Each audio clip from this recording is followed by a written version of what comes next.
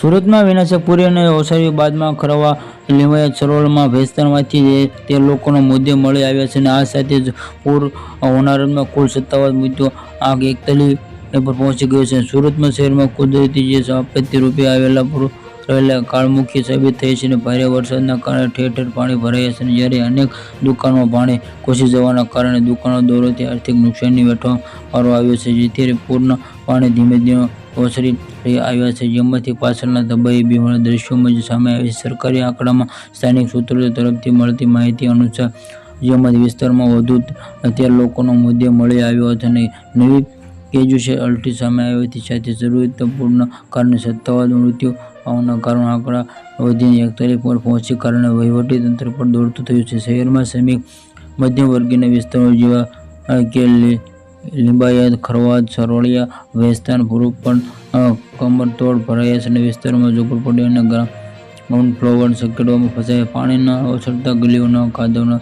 વહેતા પ્રાણીઓ આસપાસમાં લાશોના શિરછોડ શરૂ થયા છે. અનેક પરિવારો પોતાના કમાતા વડીલો અથવા માસૂમ બાળકોને ગુમાવ્યા હોય છે. પ્રભાવિત વિસ્તારોમાં ભારે અને આક્રોશ માહોલ છે. પોસ્ટમોર્ટમ માટે હોસ્પિટલ ખાતે આવેલા સંબોધિત ભારે ભીડ જોવા મળી છે.